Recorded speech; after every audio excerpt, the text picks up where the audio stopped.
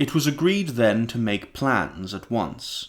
The following night my agent came with his usual complaints about doing business by the light of one wretched candle, and took my explicit orders for an ocean crossing.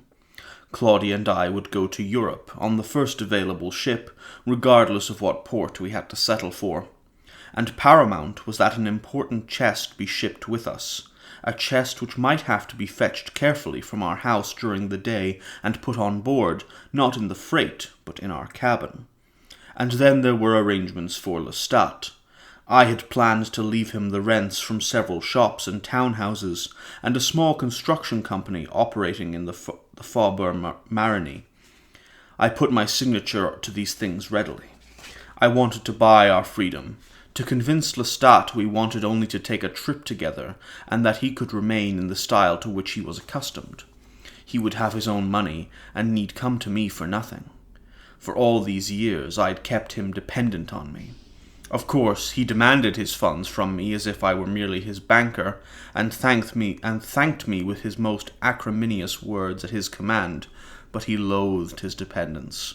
I hoped to deflect his suspicion by playing to his greed, and, convinced that he could read any emotion in my face, I was more than fearful. I did not believe it would be possible to escape him. Do you understand what that means? I acted as though I believed it, but I did not. Claudia, meantime, was flirting with disaster, her equanimity overwhelming to me as she read her vampire books and asked Lestat questions. She remained undisturbed by his caustic outbursts, sometimes asking the same question over and over again in different ways, and carefully considering what little information he might let escape in spite of himself. "What vampire made you what you are?" she asked without looking up from her book, and keeping her lids lowered under his onslaught. "Why do you never talk about him?" she went on, as if his fierce objections were thin air. She seemed immune to his irritation. "You're greedy, both of you," he said the next night as he paced back and forth in the dark of the center of the room, turning a vengeful eye on Claudia, who was fitted into her corner in the circle of her candle flame, her books in stacks about her. "Immortality is not good enough for you. No, you would look the gift horse of God in the mouth. I could offer it to any man out there in the street, and he would jump for it." "Did you jump for it?" she asked softly, her lips barely moving. "But you would know the reason for it. Do you want to end it? I can give you death more easily than I gave you life." He turned to me, her fragile frame throwing his shadow across me. It made a halo around his blonde hair and left his face, except for the gleaming cheekbone, dark. "Do you want death?" "Consciousness is not death," she whispered. "Answer me! Do you want death?" "And you give all these things. They proceed from you, life and death," she whispered, mocking him. "I have," he said. "I do." "You know nothing," she said to him gravely, her voice so low that the slightest noise from the street interrupted it, might carry her words away, so that I found myself straining to hear her against myself, as I lay with my head back against the chair. "And suppose the vampire who made you knew nothing, and the vampire who made that vampire knew nothing, and the vampire before him knew nothing, and so it goes back and back, nothing proceeding from nothing until there is nothing, and we must live with the knowledge that there is no knowledge." "Yes!" he cried out suddenly, his hands out, his voice tinged with something other than anger. He was silent. She was silent. He turned, slowly, as if I'd made some movement which alerted him, as if I were rising behind him. It reminded me of the way humans turn when they feel my breath against them, and know suddenly that where they thought themselves to be utterly alone, that moment of awful suspicion before they see my face and gasp. He was looking at me now, and I could barely see his lips moving. And then I sensed it. He was afraid.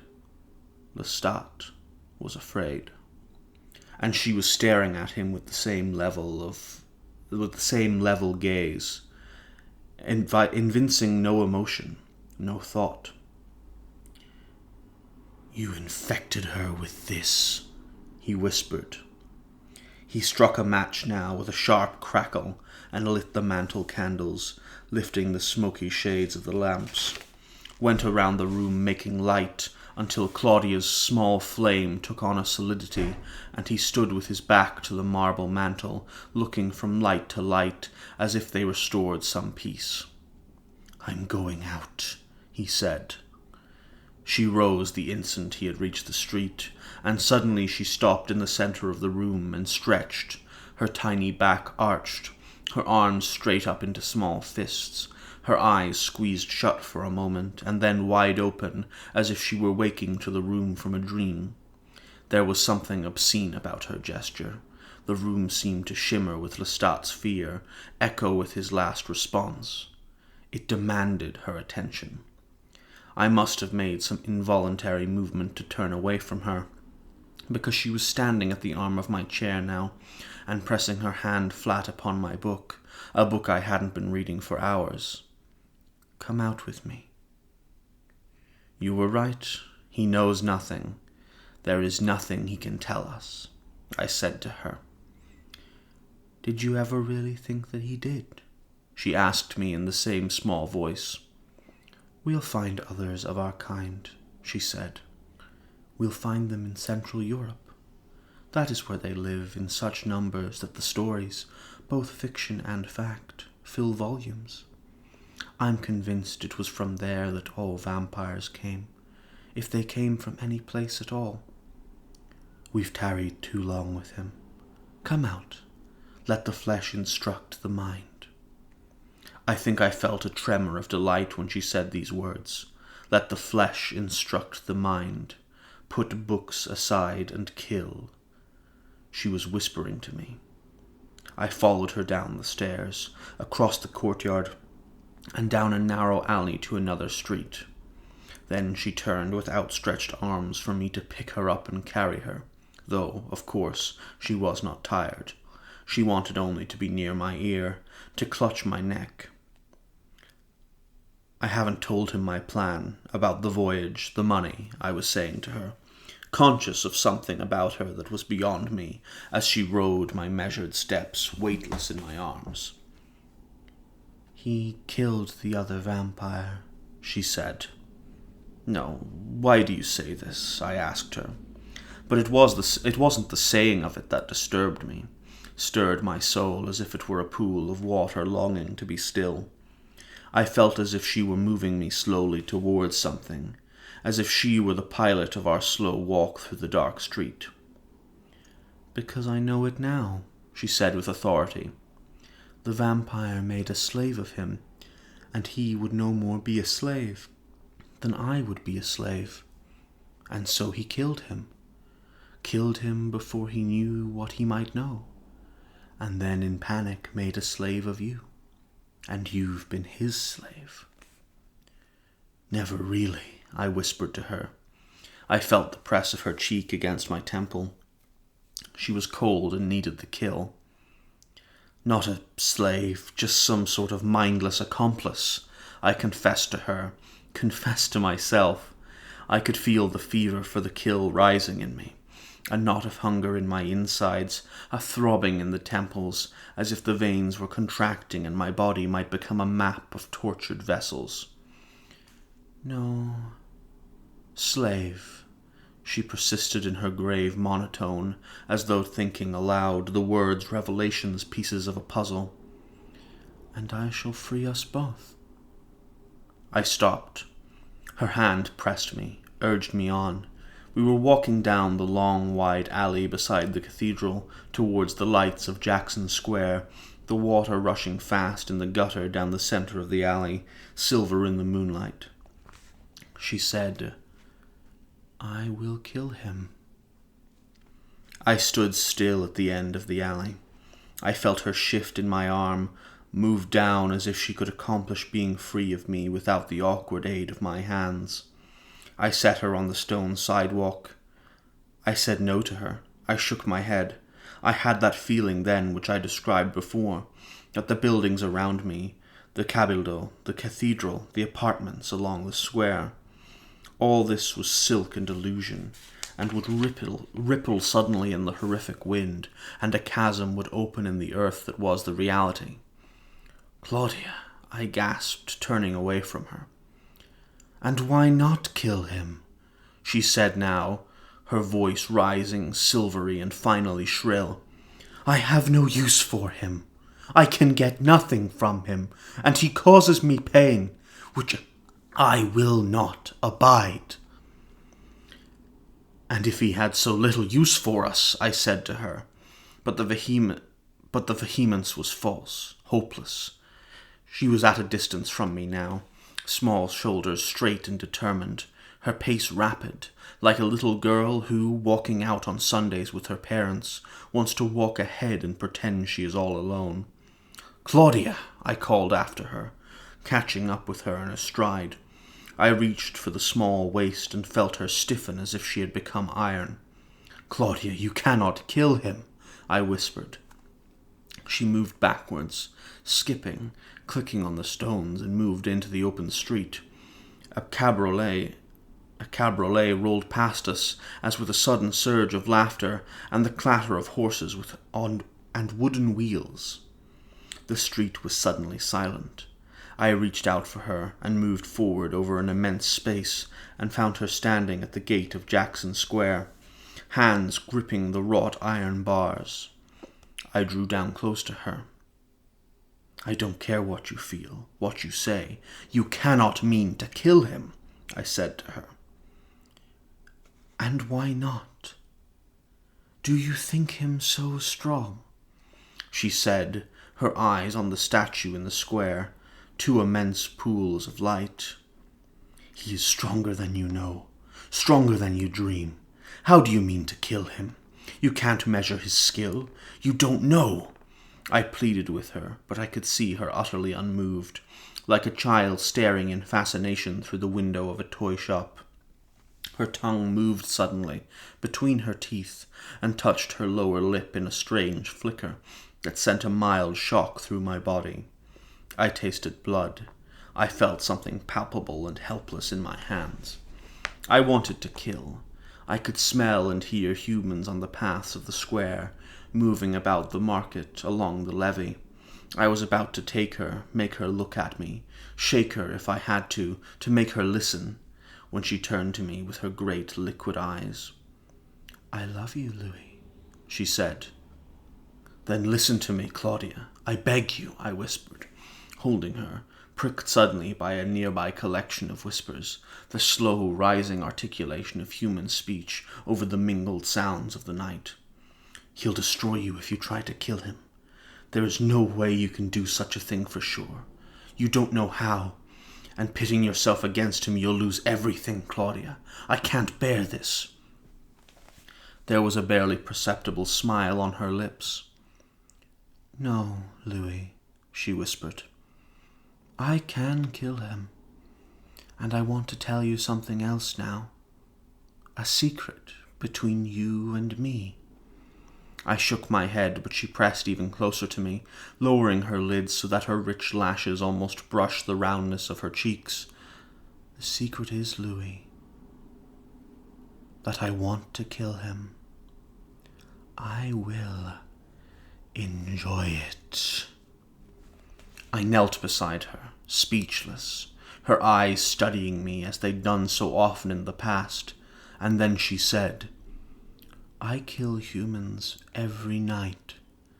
I seduce them, draw them close to me, with an insatiable hunger, a constant never-ending search for something, I don't know what it is."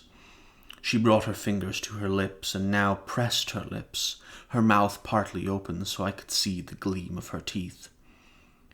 "And I care nothing about them, where they came from, where they would go, if I did not meet them on the way. But I dislike him.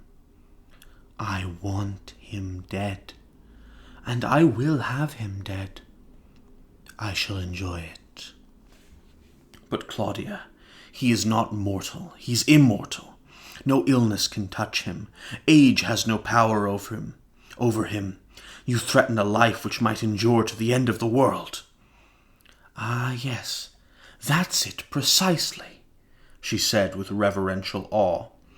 A lifetime which might have endured for centuries.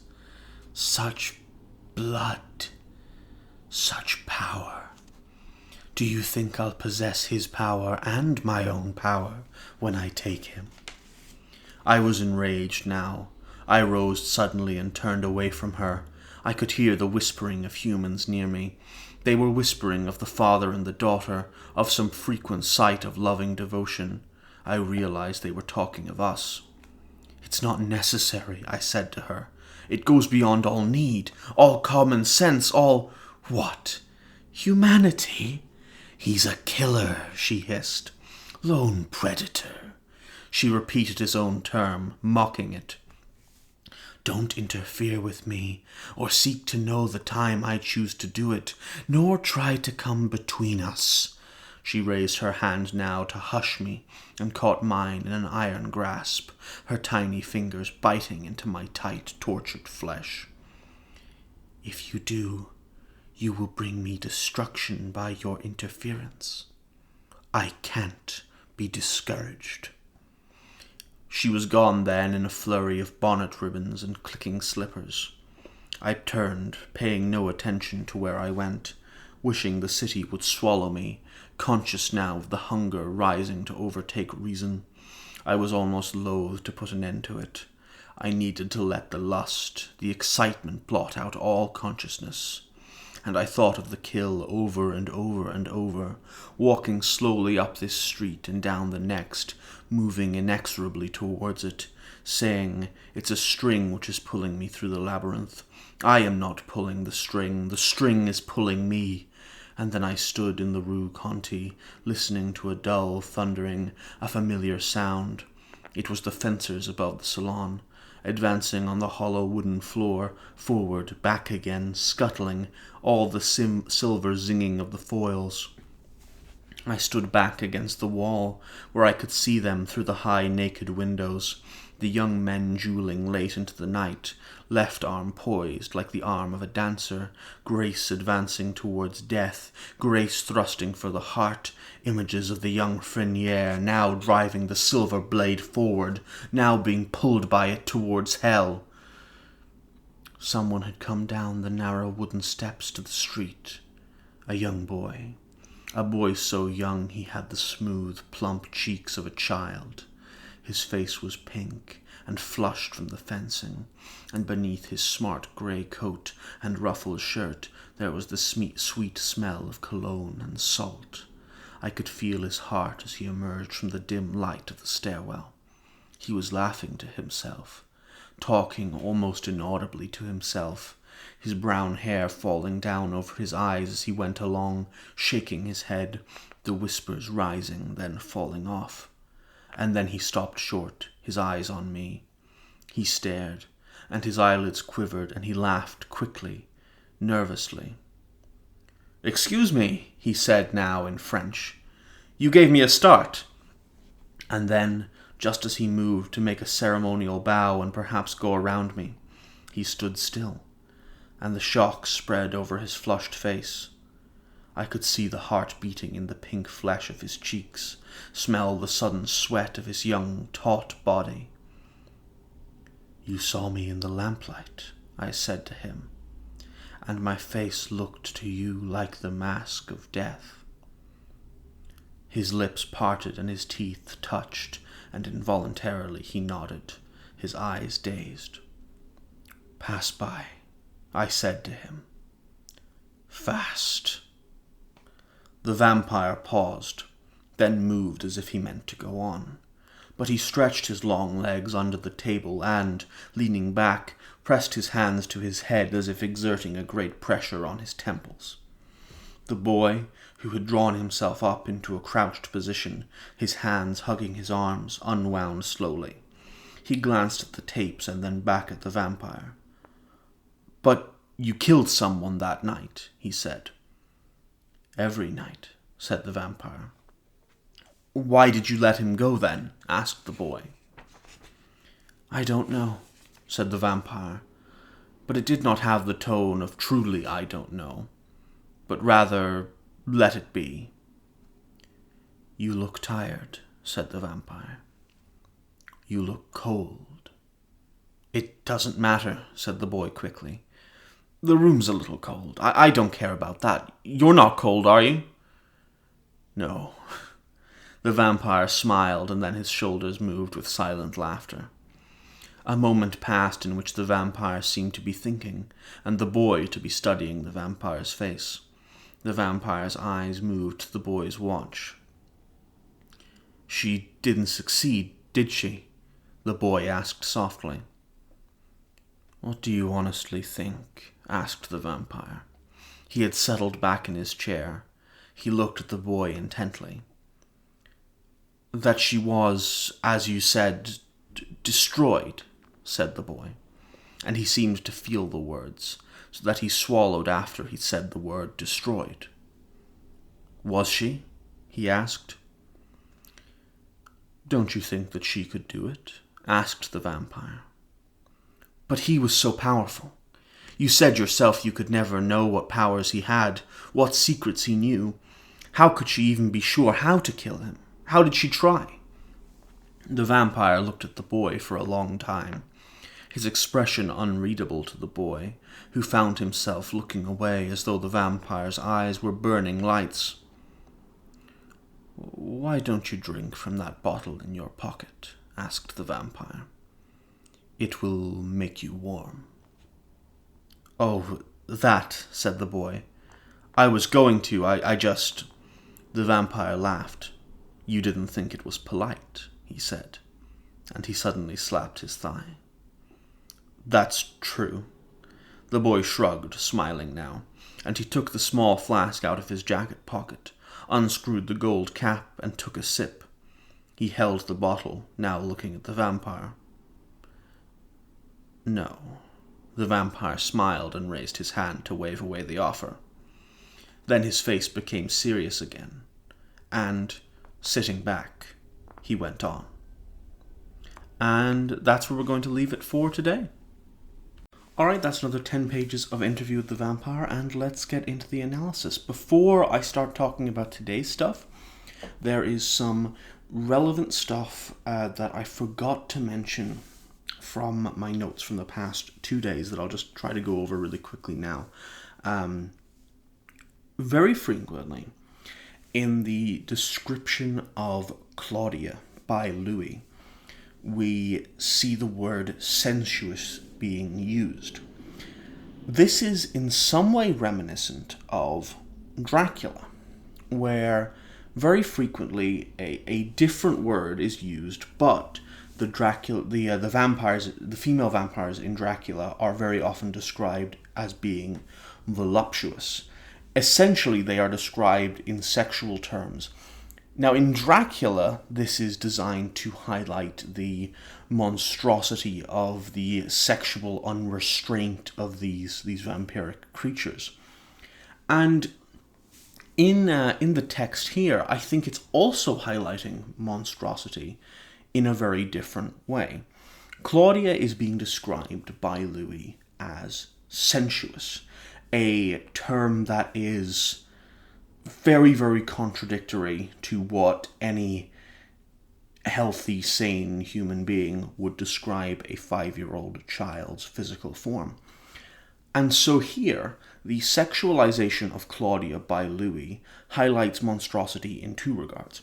First of all, it highlights the monstrosity of her creation, because she is so at odds with what she is, in that she is a fully formed, quote-unquote, mind within a child's body, and as such her behavior physically contradicts the body she inhabits within. And this further highlights the monstrosity of her creation and points out why she really shouldn't exist morally. But it also, I think, highlights the monstrosity of Louis's possession of her, or desire to possess her, I should clarify, because we are seeing Claudia through Louis's gaze, and Louis views her as sensuous. And so this uncomfortable description of a child's body reaffirms to us the monstrosity of Louis's sexualization and desire to possess and control this child vampire. So that's that out of the way. I think that's an interesting point, and it's worth mentioning because it is another interesting parallel with Dracula that can be kind of drawn within this text. Anyway, some of the cool things that go on within this 10-page segment. The first one is, obviously, Claudia and Louis have now determined they are going to try and get away from Lestat and flee to Europe. Interestingly enough, they are getting boat transit from America to Europe. This is kind of interesting because vampires are traditionally depicted as a racial other. In a lot of vampire texts, the vampire will be used to represent some kind of foreign threat. Dracula is another great example of this. And in Dracula, this gets commonly referred to as this notion of reverse colonization, where a racial other comes into a colonial state and begins to threaten and, dismantle the moral fabric of a society that would traditionally be doing that to other societies. But what's interesting in Interview with the Vampire is this quote-unquote reverse colonization is itself being performed by colonizers. Louis is a slave owner. Well, I suppose he was a slave owner at this stage. It's been a while since that, but Louis was a colonial force. And even Claudia is herself white. I believe she's very strongly implied to be white. I don't think there's any evidence to the contrary, and it definitely seems to be the case. Perhaps then, thematically, we have these colonial individuals going back to Europe in order to engage in their vampirism unhindered there. It kind of thematically might suggest that Europe created these colonial monsters and now it is being forced to reckon with them. It's a very loose connection and it definitely needs more extrapolation, but I think it's something interesting to think about in regards to their transit back. And we're definitely going to have some more stuff to talk about regarding colonial attitudes and racial others as we go into the segment of the text that takes place in Europe, particularly Eastern Europe. Another interesting thing to talk about is the fact that, of course, Claudia and Louis get a much more luxurious transit option than Dracula gets in Dracula. Dracula stows away in a boat, whereas Louis and Claudia have a cabin to themselves, which this is, of course, allowed by Louis's money and social standing, which also just further highlights the, I suppose, social benefit that Claudia receives by associating with Louis. And there's a car alarm going off outside, and that's really annoying, and it's probably showing up on the recording, but we're just going to have to deal with it today, so I hope you enjoy it.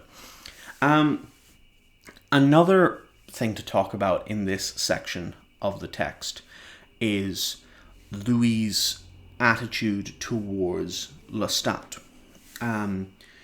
Louis intends to deal with Lestat and stop Lestat from pursuing them through bribing him with property and rents in order to keep him financially in New Orleans. This does a couple of things. First of all, it vindicates the financial extent of their relationship, and I think just finally codifies the economic parasite nature of Lestat.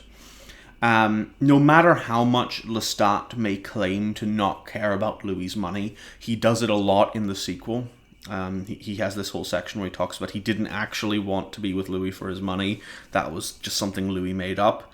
It's a bit nonsensical because Lestat clearly needs his money. Lestat is clearly financing his entire lifestyle through Louis's money, and he treats Louis like his banker, essentially. Louis himself refers to him as Lestat's banker. And of course, there's another dimension to this bribery too, because this bribery, first of all, represents the economic nature of his relationship with Lestat. But secondly, it is kind of an impotent attempt by Louis to avoid killing Lestat, because he is still traumatized and attached to Lestat through Lestat's great efforts to make him dependent upon him. Which is interesting when we contrast it with Claudia, because Claudia has become a brutally manipulative vampire. In contrast to Louis, she has resolved to kill Lestat. She does not even question the necessity of killing Lestat, and she ignores any contrary statement that Louis makes. She is very set in her mind on this issue. She even potentially suggests draining Lestat. There's no specific details of what this entails, but she wants to gain his power effectively. And I would assume there's an implication there that she's thinking about drinking his blood just to see what would happen. And Louis here is incapable of stopping her, because he has become so obsessed and so pathetic and reliant, effectively, that all she has to do is mention the threat of harm against herself, and Louis will, as he has always done throughout this text, just do nothing. He'll just throw his hands up in the air and go, "Please don't do that," but then never actually try to stop anyone. And I think what this moment tells us is that Louis has now become Claudia's slave. And it's ironic, because what Louis wants is to possess Claudia. He subconsciously wants to be to Claudia what Lestat is to him. But Claudia is not going to allow that. Claudia is unwilling to be enslaved in this regard. She is unwilling to be objectified and made into a doll and put on this idealized virginal pedestal that Louis desires for her. And so she has turned the tables and turned Louis into her slave. But Louis is still attached to Lestat. He's still traumatized and reliant upon Lestat in a kind of emotional sense. So he is not willing to kill him. But Claudia has completely broken free of such notions and now thinks entirely independently, and is happy to go about killing him and to bring all of this about. And I think one of the particular scenes which just symbolizes the dynamic of Louis and Claudia's relationship, and I think very strongly reaffirms my personal hypothesis that Claudia is using Louis, doesn't actually feel anything for him, probably considers him really pathetic and really creepy, but recognizes that she needs him for his social situation and money. And this is symbolized in the way that Louis carries her through the streets, but Louis feels like she's the one leading him, even though all she's doing is sitting in his arms. So whilst Louis has the social standing and the money, Claudia is the one pulling the reins, in the same way that prior Lestat was the one pulling the reins. Claudia has fully taken control of Louis in this regard. Another really, really cool scene in this bit, probably one of my favorite scenes in the book, which makes me sad, because they basically try to completely undo its central theme in the sequel, which is one of the things I really don't like about the sequel, even though the sequel does have a lot of merit to it, is Lestat's existentialism in this scene. This wonderful, wonderful scene where Claudia just suggests that Lestat is full of shit, that Lestat doesn't actually know anything about vampires, and he's just lying. that Lestat was actually the same product of slavery and abuse that Louis is, and that he's just desperately trying to exert the same control that was exerted over him onto someone else. And Lestat seems genuinely bothered by it when Claudia mentions this notion to him. He gets enraged, but also afraid. Now, of course, in the sequels, we know that just Lestat knows everything about vampires at this stage. He knows where vampires come from. He's a really cool super vampire who can't die. And he's seen everything there is to see about vampires, basically, which kind of cheapens this scene in retrospect, in all honesty. But thematically, I think it's much more interesting to ponder the notion of Lestat not actually knowing anything. It's much more interesting to ponder the notion of Lestat perpetuating this cycle of abuse, not actually knowing anything about the origins of vampires, not knowing anything beyond what he's been able to piece together himself after he was created by another vampire who was in the exact same position as him and just pretended to know things. So that's a really interesting notion. I think it's a shame that in The Vampire Lestat, Anne Rice kind of goes back on it. But regardless, it's a really cool existential scene in this text. And regardless of the kind of grander canon of the story, and the grander canon doesn't matter because we can take this text as an isolated instance, but even in that context, we can still see Lestat's fear manifested in his realization that he is losing control. I think this is one of the scenes where Lestat really, really has to come to terms with the fact that he is losing control over Claudia and Louis.